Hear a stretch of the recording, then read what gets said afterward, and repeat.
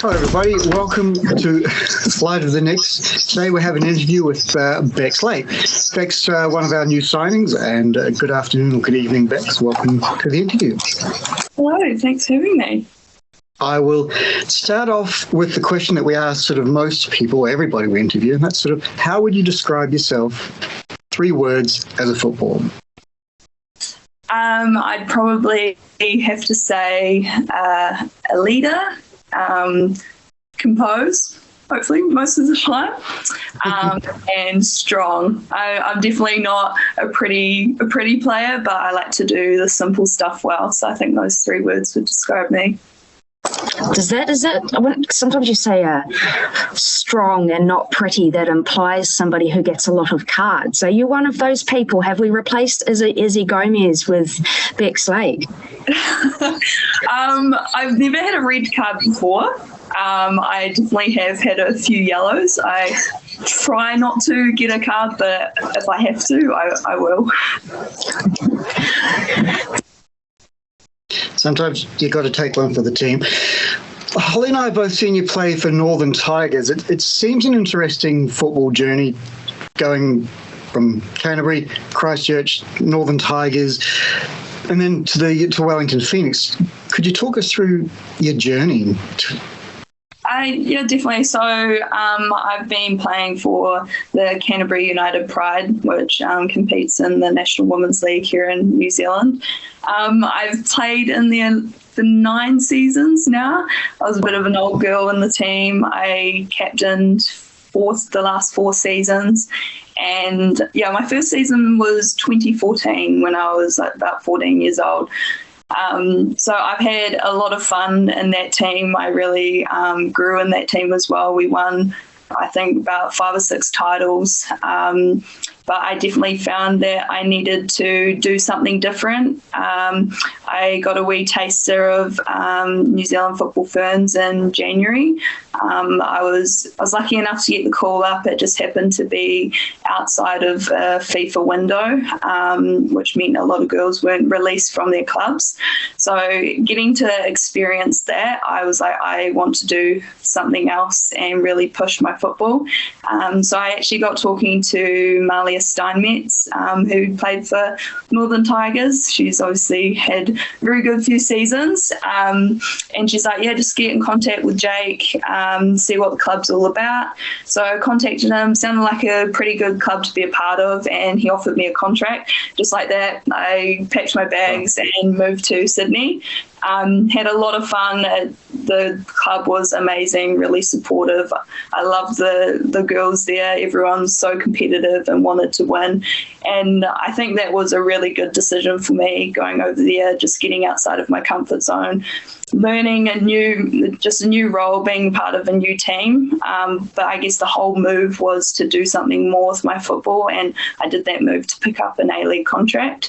Although I love Sydney and I would have loved to keep my job there and everything like that, just happened to get the opportunity for Wellington Phoenix, and it just felt right. Like I've wanted to be a part of the team the last 2 seasons. My opportunity didn't come, but now here it is. And so I'm stoked to come back to New Zealand. My parents are too, because it's a quick flight to watch my games. It's not all the way in Australia. Cool. So you mentioned having another job. You don't have to specifically tell us what that job was, but what would your alternative career perhaps be? So I was working for Mirabel as group financial accountant. So it was like hospitality, property business. I loved it. But before then, I was working for KPMG as an auditor. And I'm very lucky they've taken me back. I'm now working 20 hours alongside playing footy. So, yeah, it's good to be back into a role that I know, because they're letting me work remotely and be really flexible with my hours and working around my trainings and games. And obviously I will be doing a lot of travel as well. So I'm really grateful. I love my job with Mirabel in Sydney, and I love my job with KPMG as well. But my career, I want to be a chartered accountant. So I've actually, as of last week, just finished my final chartered accounting paper. I've just got to wait for the results, but I should be fine. But you've got to do like 3 years work experience as well to tick that off. So it's really cool that I can keep working with KPMG while I play football, so I can tick that side of my career off as well. It's like living the dream. The accounting dream. It's been stressful. It's been stressful studying and playing football and working full time up until now. But no, I definitely love it. Ethan, do you have some? I would think it's quite interesting because I believe there's also another ex-Fern who's an accountant in Wellington, Green. Anna Green? Yeah. Yeah. Happens to be in the same building as a friend of mine at Deloitte, but now we have 2 Ferns chartered accountants in Wellington, so I thought that seems to be quite a popular career path amongst footballers. Yeah, I had a chat with her as well leading into it. Like, I just knew because she's already fully qualified. She's obviously been playing football for a long time at a high level, so I just kind of wanted to see what she's doing, how she worked around it, and she even told me there might be some complications moving to Australia as well, and she was right, there were some complications, so I had to transfer over to KPMG Sydney at first. So yeah, it was definitely good to speak to someone who had that kind of experience and also understands the stresses of studying full-time as well as working full-time, trying to play football at the same time. So there's a lot of common ground, and I'm grateful to have that conversation. We saw what you might have seen on the news. An AFL game, a women's AFL game, was sort of delayed the start in Sydney because there was a snake on the pitch. While you were over here, did you run into creepy crawlies? Did you have any sort of experiences with these sort of like people talk about the spiders and snakes and stuff like that? Did you run into anything like that in your time here? Actually, in my first week of being in Sydney, I was staying with a family for a couple of weeks, and they were up in North Taramara. Obviously, there's a lot more bush and everything like that. They had a lovely house and a swimming pool, and I was out lying by the swimming pool. And on the other side of the fence, in between the slats, there was a brown snake that we passed, and I just froze, and I couldn't believe that I actually saw a snake. I was like, this is just unreal. But obviously, moving back into the city, you never see those kind of things. I actually saw a huntsman spider as well that was gobsmacking. It was huge. And yeah, the size of my hand. You could definitely tell I was a Kiwi because I was quite shocked with it. And even when I went out for like fitness, like going on my runs, and it was quite late at night, I'd just be running, and I think every little like noise or crack in the concrete or something, I just thought it was a snake or a creepy crawly. But I got used to it towards the end, but at the start, yeah, I was definitely shocked, a wee bit scared. I used to have a fear of wetters, and then I came to Australia, and sort of with all the sort of interactions we have with the huntsman, I could pet a wetter now. It's no problems like wetter schmetter. Yeah. Oh.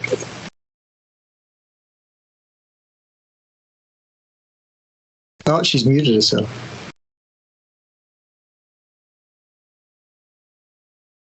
So I have. And I'm also disorganised because I wasn't actually too sure what my question was going to be. I see that you're involved in Māori football. Can you tell us a bit about that? Yeah, so I am Māori, believe it or not. I unfortunately didn't get a bit of a tan from my grandfather. I really wish I did. But no, I'm Māori. My tribe is Ngāi Tahu, and I got in contact with some of my friends who are part of Māori football, and I was really lucky to get the opportunity. There was a North versus South series.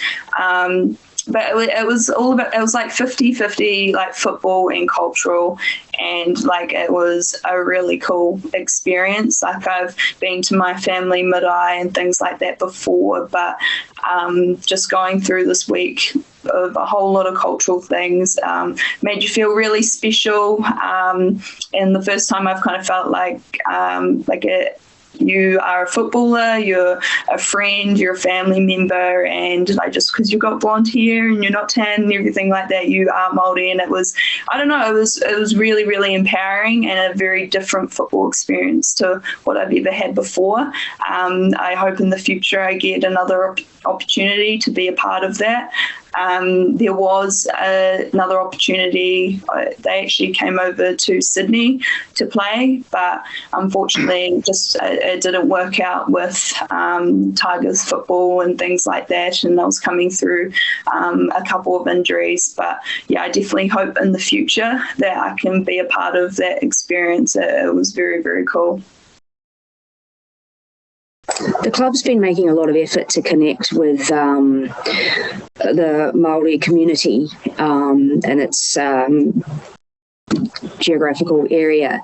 So I found that was something that was really, really neat. And I'm also extremely proud whenever I wear any of the next stuff that has these wonderful Indigenous designs on there. So how good is that? Is that something that you see for, say, in other footballing organisations? Is that something that we could do better or worse? What about, say, New Zealand football? Yeah, I definitely think New Zealand football and Wellington Phoenix are going in the right direction. I think it is so cool. It's about where you're from, where you want to go, the support you've got behind you. And we actually had a wee cultural session the other day, and that was just a wee taster of the support we have from NZCIS, and there was the men and women's team there, and yeah, it was really, really special, and I hope they keep pushing that area. And obviously with the new kit and everything like that, it just makes the whole experience a lot more special. But yeah, I know we've got a couple of cultural sessions coming up, so I'm really looking forward to what they have to offer there and what they're going to tell us. But yeah, no, it's more about belonging and everything like that as well, which is really cool. Speaking of belonging, we've finally got some actual foreigners in the team now, and I know you only just went over quite recently, but how are they settling in? How are you and the rest of the team introducing them to New Zealand culture in New Zealand? Yeah, they're all so cool. They've fitted in really, really well. You'd think everyone's known each other for years. They're very good players. They obviously bring a lot of intensity into their trainings. They've gone through college football. One of them has had a professional contract before. Maybe the others have as well. Still starting to get to know them and everything like that. But yeah, no, they definitely bring intensity. They're very strong, athletic, as you would expect from American athletes. But it's cool because they're coming from different clubs and different experiences and things like that. But no, they're very, very cool people. The whole group is very nice. Everyone's already friends. Have you made them eat Marmite yet? I think that was probably the everyone wants to know. Not yet.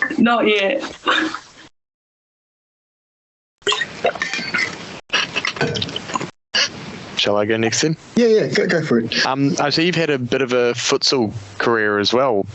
Could you tell us a bit more about that and where that's led you to? Yeah. So alongside playing for Canterbury Pride for football, I also played futsal for Canterbury Pride.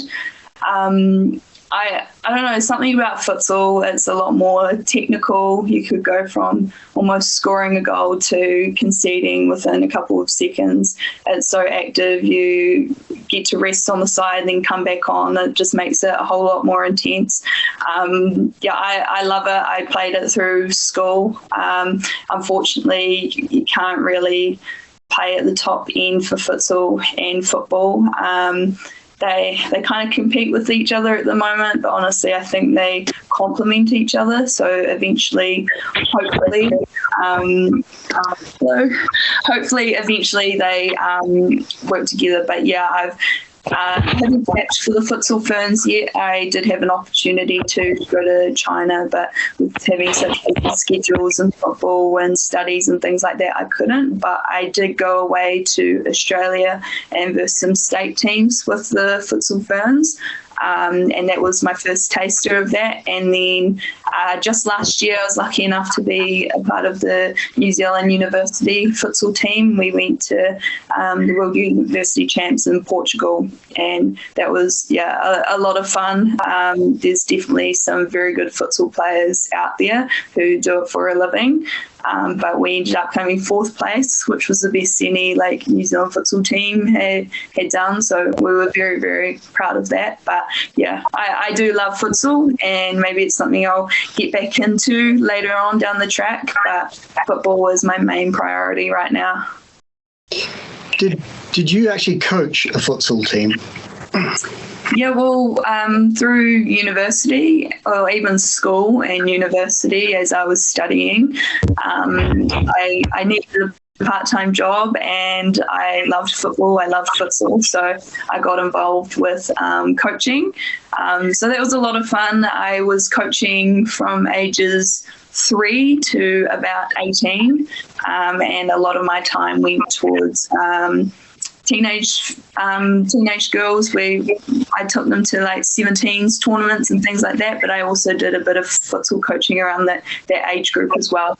And I loved it, but I knew that accounting and football was my career rather than coaching, so I definitely miss coaching, that's for sure. Was Kate Taylor in one of those teams? Yeah, I know Kate from high school. She came in at year 9. I think I was maybe year 12 or 13 at the time. So I've played alongside Kate for a long time. So it's really cool to be playing alongside her again.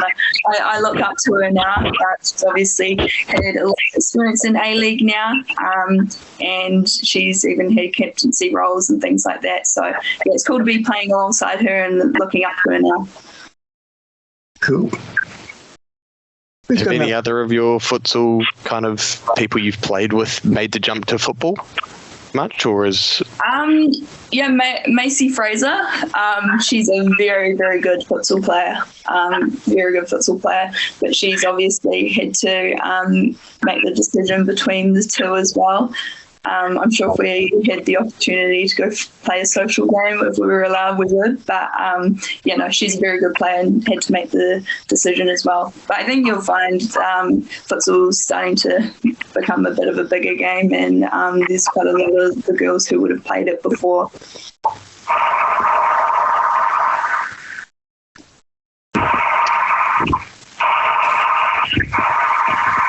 I've got a couple of other sort of questions. What's your first football memory? My first football memory? First football memory that you had? Yeah. I think it was, I was 4 years old when I first started playing. Right at the start, I would kind of play in the leaves and stuff and in the mud on the side, and Dad was like, no, come on Bex, you've got to be involved and be competitive.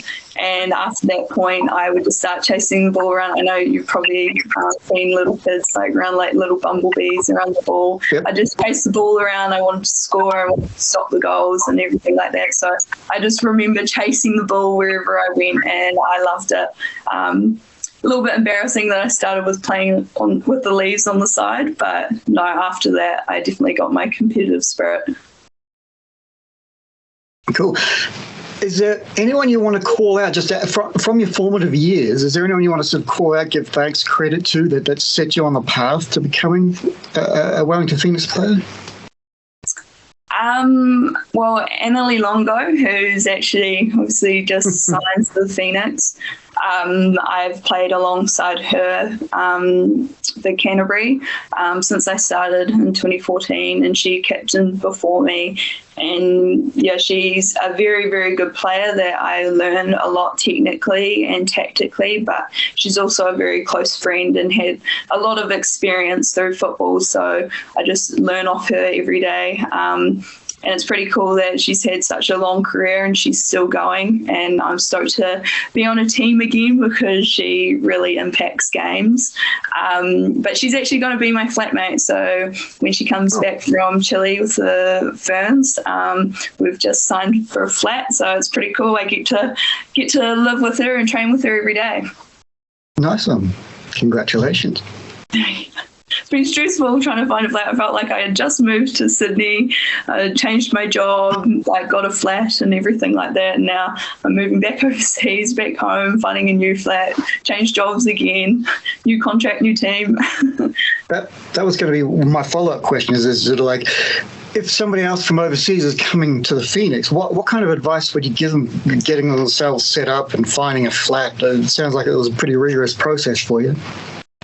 Yeah, I think don't put pressure on yourself and just start to talk to people, as many people as you can, because I'm actually finding there's a lot of girls in the team who are needing to find a flat and things like that. They've gone through like having to travel and having to change jobs, and some of them aren't working, but some of them are trying to pick up part-time jobs and stuff. So just having that common ground between everyone. We're all going through similar stuff, so just talk to people and it makes it a lot easier. Cool. Holly or Ethan or Jessie?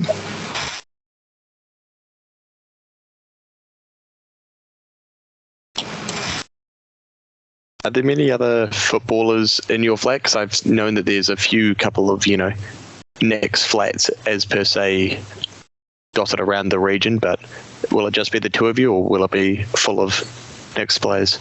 At the moment, it will be Flea and I, and then potentially Macy. She's having to travel quite far to get to trainings at the moment. So she's trying to find someone for her flat out in the city, and then she'll move in with us. And then if she can't fill her flat, then there's some other girls like Zoe who's looking for a flat as well. So, yeah, it'll be a full Knicks flat, but I do know there's some flats with all Knicks players, and then there's others who've just caught up with some randoms and things like that. So, yeah, a real mix.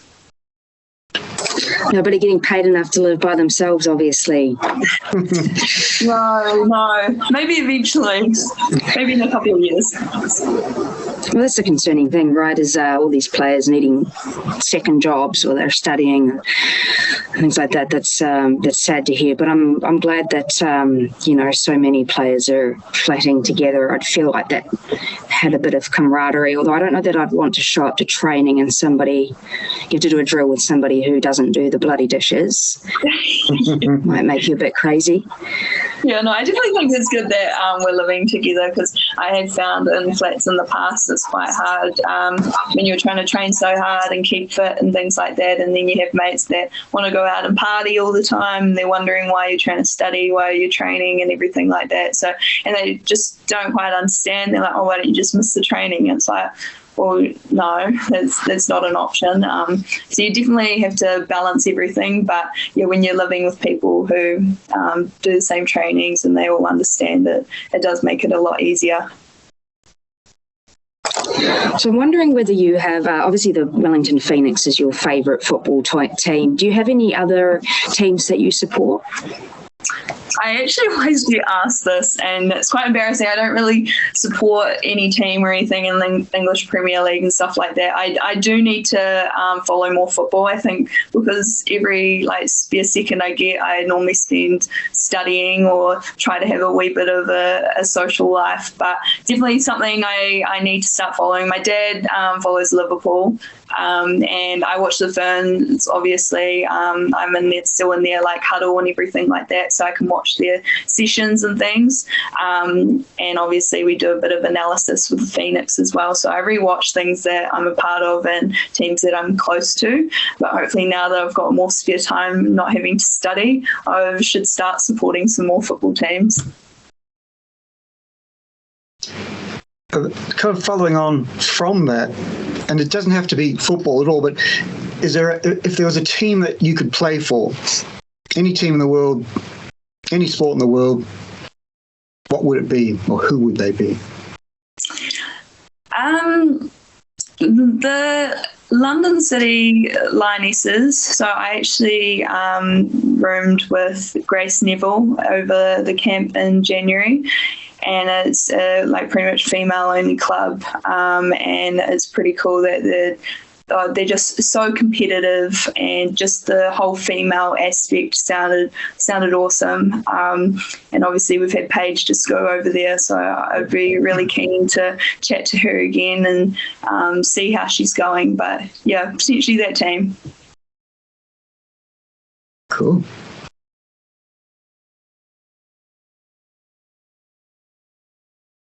Ethan or Holly, any other questions? I keep muting myself and then not unmuting myself. What's your favourite thing to do to sort of chill out if football is stressing you out? Well, this sounds a wee bit boring, but I get my diary out and I make a list of everything that I need to do, whether that's work related, it's football related, social related, just to make sure that I get a real balance across everything in my life. And once I've got my list sorted, I start picking away at it, and then I give myself some downtime. So listen to music, or I call my family. I get in touch with friends. I love food, so going out for to different restaurants, different cuisines and things like that with friends. That's definitely something I like to do in my downtime. I probably did it a bit too much in Sydney with my job at Maryvale. I actually got 50% discounts, and I got $30 lunch vouchers every day. So I definitely got to try around a whole lot of restaurants, which was pretty cool. But yeah, spending some time with friends and family is pretty special to me. Well, if we've got no other actual questions, we did talk about sort of a bit of a show and tell at the end. And I understand you've got something that's sort of very special to you that you'd like to show us and tell us about. Yeah, I'll just get off my finger. So I've got this little ring that I actually got I've obviously spoken about Canterbury United Pride a lot. I was 9 seasons, captain of 4 seasons, so like something pretty special to me, and I've made some of my best friends through that team. But the coaching staff got this engraved for me as these Pride 50 Caps 2021. I know 50 caps doesn't sound like a lot, but when the season started with, it was just one round. So if you made finals, you were lucky to get 7 games in a season. So it took a while to get it, but I wear it every day. I take it off for trainings, but I wear it every day, and it's something pretty special to me. Nice. Thanks for sharing that. Ethan or Holly, do you have something you want to talk about? You caught me out because I'm at work and I don't have that many football things at work. But I bought my Tazuni partly because the World Cup was awesome, and also because Dean is just amazing. Look at these. It's just amazing. Dean is my show and tell. Good on you, Dean. You're welcome, I think. I screwed up the camera so I can't even see what you're showing off. But, there we are. In my imagination, it's pretty good. Oh, it's Tazuni. One of those 80-odd bloody Tazunis that I've made that I got PTSD from painting. If you've got one, I hope you enjoy it. What about you, Ethan? So in the interest of my shirt collecting, I thought obviously I had to bring a shirt. So hold on, I'll try and, can we see that all right? So that is a very small Mickey Robertson shirt from last season. So I was ended up meeting her at one of the fan meet and greet events, and then got to know her quite well over last season, and I was very, very fortunate to be given one of her playing shirts by her after the last home game. And despite my collection of shirts being 150 plus, that is the first one I've been given off the back of a player. So that holds quite a nice special place in my collection. And yeah, that's so cool. Very happy with it. Was it fit? But no, it would be barely a crop top if I tried to put it on. It's extremely small. It's hard to show over camera, but it actually looks like it's shrunk in the wash. It's hilarious. I think, I've got a Betsy Hassett match at Worn Olympic shirt, and she must have like a tiny head because like I got it on about there. I thought, no, I'm not going to break it. This is my show and tell. Let's see. This started off. A friend of mine, Thomas Zabritsky, gave me this, and I wore it to the football match, the Bahrain qualifier when the All Whites beat Bahrain to qualify for the World Cup in South Africa. And then I got to go to training with the Ferns in Albany, I think about 3 or 4 months ago, just before the World Cup. And I got Hannah Wilkinson, Claudia, and Flea to sign it, amongst others. Wow. And they're some of my favourite players. But then just during the World Cup, they had the event for the 75ers, Nell Yonganil and the original football Ferns. That's not focusing very well. So I also got them to sign it as well. So I think it's kind of unique in football, unique and out of focus. But it's sort of signed by sort of some of the current football Ferns and some of the 75ers as well. So that's something that's very precious to me, and I'll never wear it again because I'll have to wash it, and then all the signatures will come off. So that's my show and tell. So thank you for listening to that. Oh, cool! Very special. No worries. All right. Well, is there anything anyone wants to say? Otherwise, we can sort of wrap this up if there's no other questions. Jessie did join us. Did you have a show and tell or a question, Jessie? I see you there. You may need to unmute yourself.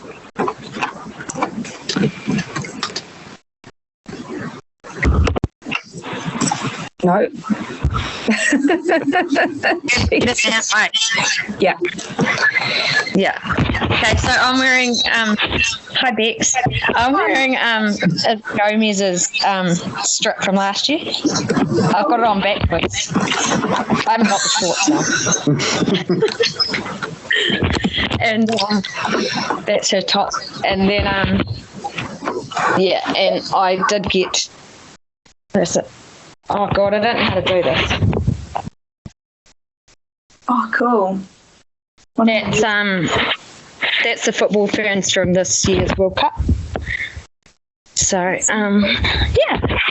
I've got some shirts and some stuff, which is cool. So Cheers, Jessie. It's Phoenix game, maybe.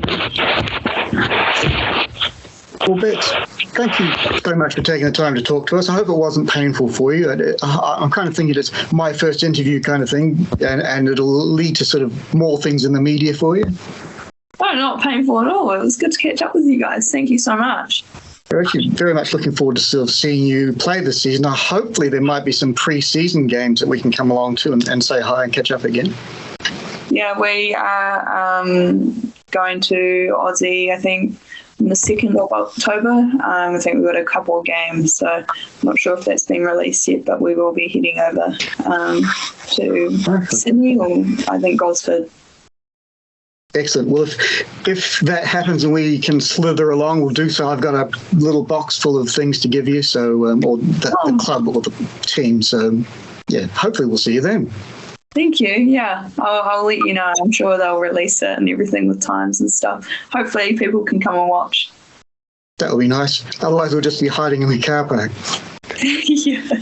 That's often awkward and hard to explain. Yeah. Oh, do you want to sort of wrap it up for us, or Ethan? Oh, we can do that.